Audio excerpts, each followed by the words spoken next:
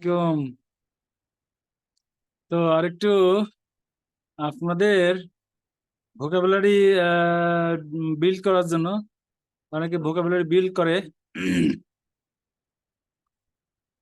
তো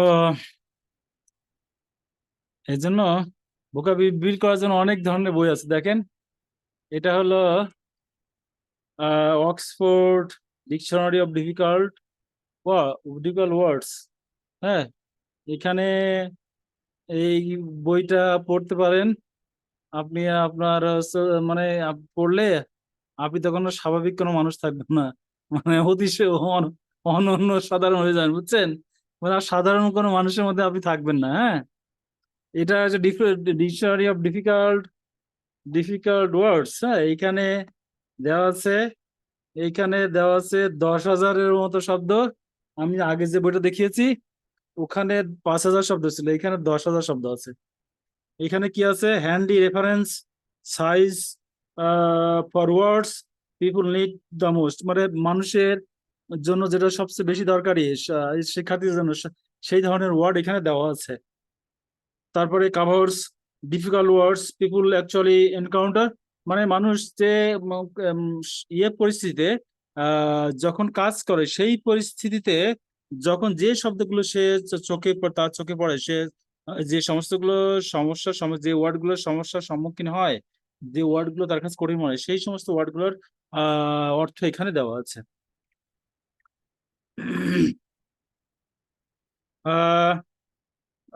encounter not words use only to impress, only to বলছে এখানে ওই ধরনের ওয়ার্ড না, সব ধরনের ওয়ার্ড দেওয়া আছে। মানুষকে ইমপ্রেস করার জন্য কিছু কিছু ওয়ার্ড ব্যবহৃত হয়, কিছু ফ্রেজ ব্যবহৃত হয়। সেই ওয়ার্ডগুলো তো আছে, সেই ওয়ার্ডগুলো এখানে বলছে নট ওয়ার্ডস, মানে শুধু ইমপ্রেস করার জন্য না, বরং অন্যান্য ওয়ার্ডও এখানে, যে অন্যান্য কঠিন ওয়ার্ডগুলো আছে। আর এমন কঠিন ওয়ার্ড দেওয়া নেই, মানে এমন কঠিন ওয়ার্ড না যেগুলো কখনো দেখা যায় না, বরং এখানে বলছে যে ওয়ার্ডগুলো আপনি সাধারণত দেখতে পান সেই ওয়ার্ডগুলো এখানে দেওয়া আছে। হ্যাঁ, মানে অপরিচিত জিনিস না, যেটা আপনার কাজে লাগে সেই ওয়ার্ডগুলো দেওয়া আছে। আর কি আছে দেওয়া আছে? কনফাউন্ড আদার্স, মানে মানুষকে বিভ্রান্ত করার জন্য এমন কোনো ওয়ার্ড ব্যবহার করা যাবে না।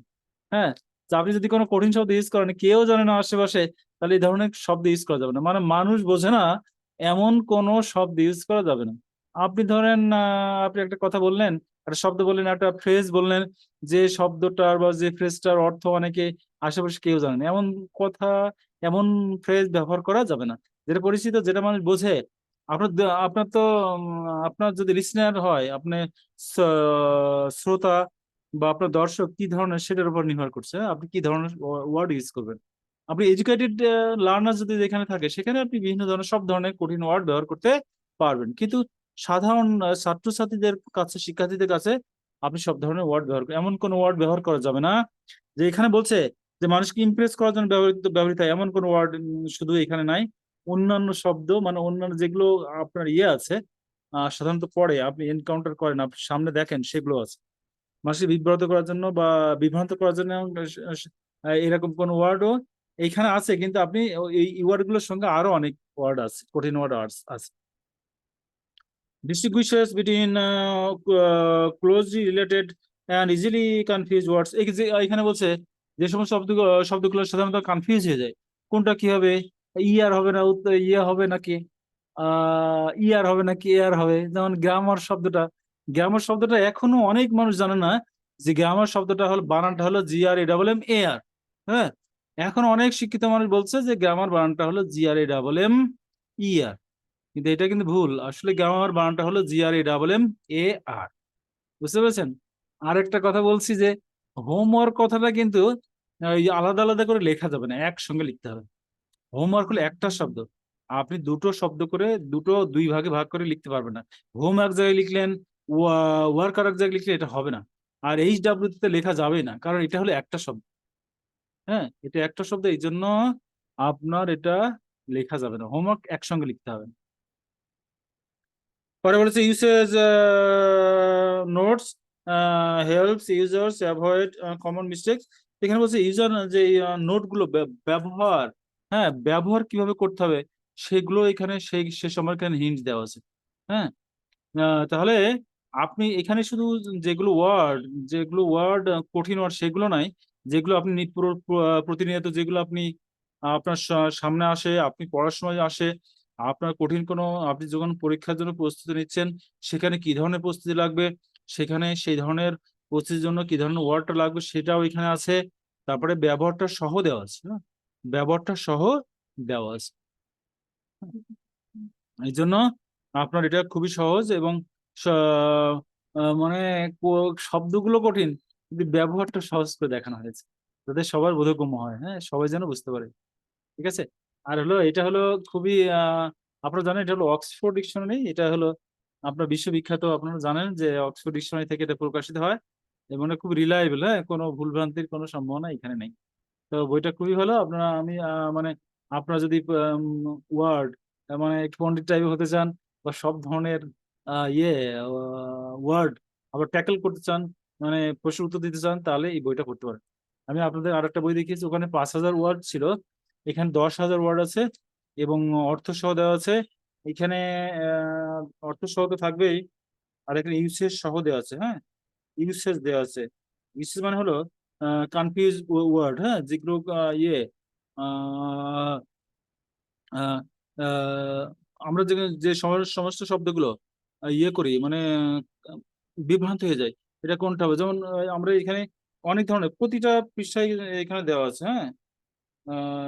এখানে আমি একটা উদাহরণ, সহজ উদাহরণ আমি আপনাকে এখানে দেখাই। সেটা হলো এখানে প্রতিটা দেওয়া আছে,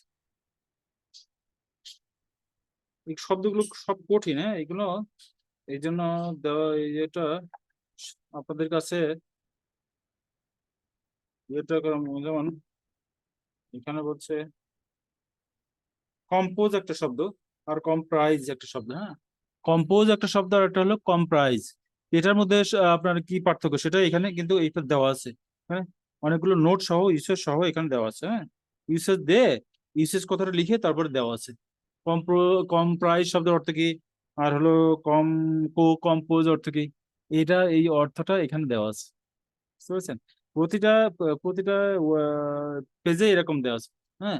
এটা এখানে এইখানে এটা হলো যে আপনার ওই ব্যবহারটা সহ সংক্ষিপ্ত সংক্ষিপ্ত আকারে। তো এখানে আহ, বিস্তারিত বইটা ছোট হ্যান্ডি, হ্যাঁ, এই জন্য আপনি যদি সমস্ত ইয়ের ব্যাখ্যা চান তাহলে তো অনেক বিশাল বই হয়ে যাবে। আপনার হাতের কাছে রাখতে পারেন, এই যে হাতের কাছে রাখার জন্য আপনি যে কোথাও যাচ্ছেন, আপনার যদি কোনো ব্যাগ থাকে তাহলে আপনি ব্যাগের মধ্যে এটা রাখতে পারবেন।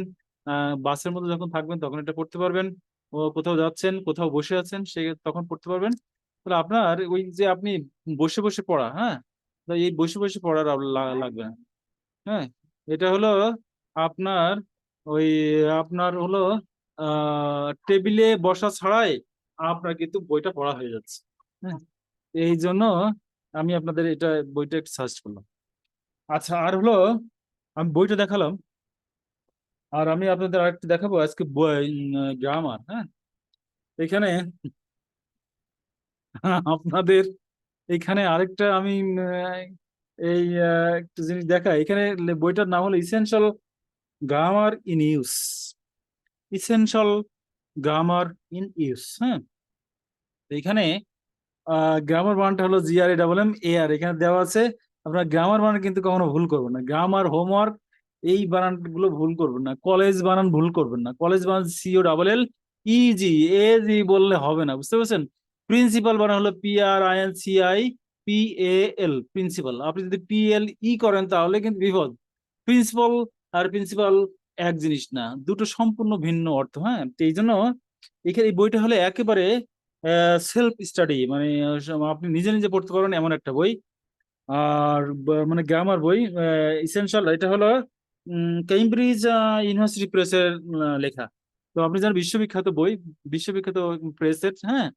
এটা খুবই ভালো মানের একটা বই, আপনি সবাই সবাই সবাই এটা পড়তে পারবে। খুবই এলিমেন্টারি একটা বই, মানে কি বলবো, সবাই পড়তে পারে, ছোট বাচ্চারা পড়তে পারে, আবার একটু বড় বয়সের বাচ্চারা পড়তে পারবে, হ্যাঁ।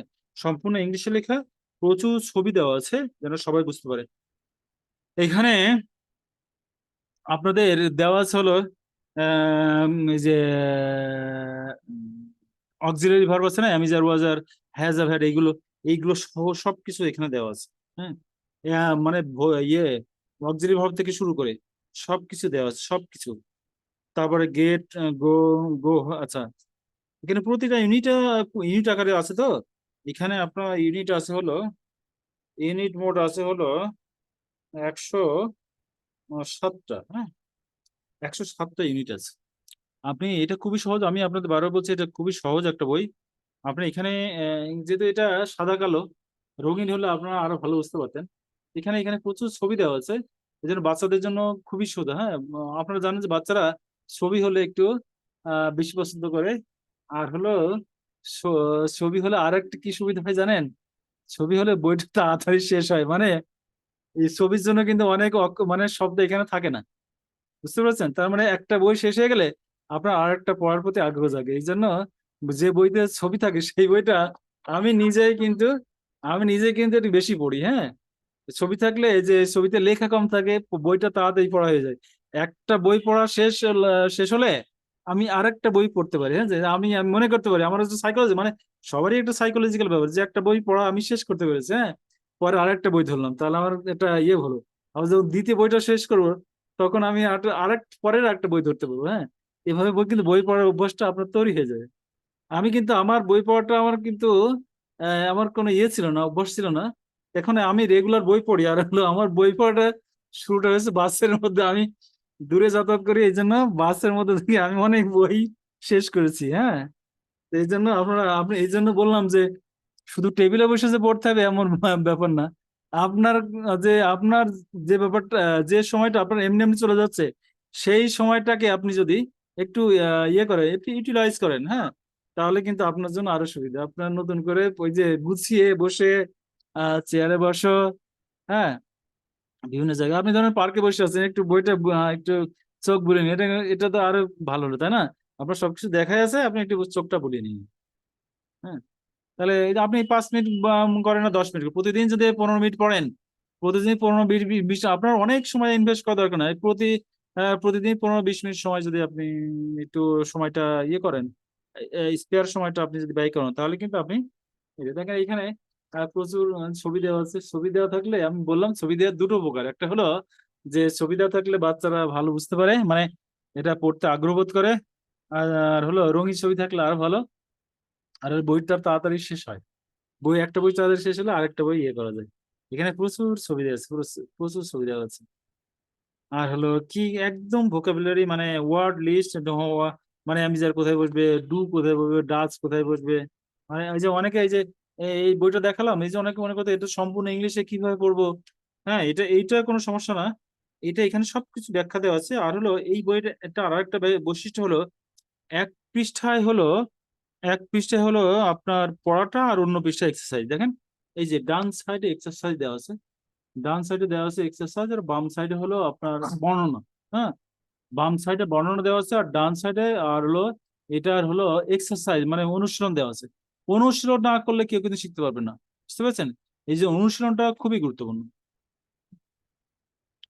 তারপরে হলো আচ্ছা, হাউ লং হ্যাভ ইউ, এইটা হলো ইয়ে কিভাবে সেন্টেন্সটা তৈরি করতে হবে, ক্যান কুডের ব্যবহার, তারপরে ডাব্লিউএইচ কোশ্চেনের ব্যবহার, তারপর হলো ওই যে regular and irregular verb, make, made, made, হ্যাঁ, তারপরে ব্রেক, ব্রোক, ব্রোকেন, এই সমস্ত। তারপরে হলো এইগুলো আছে। আর আছে হ্যাভ ইউ ডু, মানে এখানে আছে you are late, oh am I am sorry. এখানে কনভার্সেশন কিভাবে করতে হয় এখানে, এটাও কিন্তু এই বইটা পড়লে আপনি মানে স্পোকেন ইংলিশটা আপনার সোজা হয়ে যাবে, বুঝতে পারছেন? এটা আর হলো আমি যা তারপরে নেগেটিভ কিভাবে করতে হয়, am not, is not, are not, এগুলো আছে না, এগুলো এখানে দেওয়া আছে। তারপরে আছে হলো গেট শব্দটা, এই যে গেট, গ্রো, বিকাম, এগুলো আছে না, এগুলো গেট, গ্রো, বিকাম, এগুলো এখানে দেওয়া আছে। হ্যাঁ, I will grow big, he will get, he will get fat, এরকম আছে না, এরকম শব্দ, ভোকাবুলারি, মানে সেন্টেন্স, এগুলো এখানে দেওয়া আছে। সাম, তারপরে দেওয়া আছে ইউনিট 26, সরি 62, এখানে কাউন্টেবল, আনকাউন্টেবল নাউন, এইগুলোর ব্যাখ্যা আছে। তারপরে আচ্ছা, ওয়ান এবং ওয়ান্স কোথায় ব্যবহৃত হয় সেটা আছে, সাম, এনি, নো। এই যে ইনডেফিনিট প্রোনাউন, ইনডেফিনিট প্রোনাউন কিভাবে ব্যবহার করা হবে সেটা সেগুলো আছে। তারপর যে অ্যাজ এজ ব্যবহার আছে, ইনাফ, ইনাফ মানে যথেষ্ট বা প্রচুর, হ্যাঁ এইগুলো আছে। তারপর আর কি আছে, অ্যাফ্রেড অফ, আচ্ছা এইগুলো, বাট কনজাংশন আছে, হ্যাঁ সবকিছু আছে এখানে।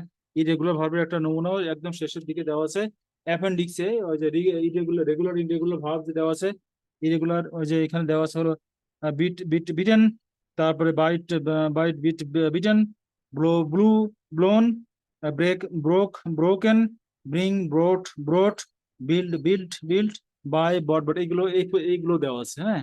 মানে একেবারে এলিমেন্টারি বই, আমার প্রাথমিক বই। আর হলো আপনার কিছু এখানে ওয়ার্ড যে এইখানে যে ইয়ে এক্সারসাইজ গুলো দেওয়া আছে, এক্সারসাইজের ইয়েগুলো দেওয়া আছে, তার মানে উত্তরগুলো এখানে দেওয়া আছে এই বইটা, হ্যাঁ। তো এইখানে বইটা আপনারা আরেকবার দেখায়। আর ইসেনশিয়াল গ্রামার ইন ইউজ, আপনার ব্যাক পেজে এই বই থেকে আপনি কি কি পাবেন সে সম্পর্কে বিস্তারিত বর্ণনা করা আছে। এজন্য বাইরের বই খুব এটা যথেষ্ট পরিকল্পনা নিয়ে করা হয়েছে। এটা আপনার হলো কেমব্রিজ ইউনিভার্সিটি প্রেসের বই, খুবই রিলায়েবল। আপনি চোখ বন্ধ করে এই বইটা কিনতে পারেন। আর হলো এটা এখন বাংলাদেশের মার্কেটে ফটোকপি পাওয়া যায়, মানে পাইরেক্স নাকি পাইরেট কপি পাওয়া যায়, এই 100-200 দাম নেবে। তবে মূল বইয়ের দাম 700-800 টাকা, হ্যাঁ। আপনি আপনার যেভাবে ইচ্ছা সেভাবে এই বইটা কিনে নিতে পারেন।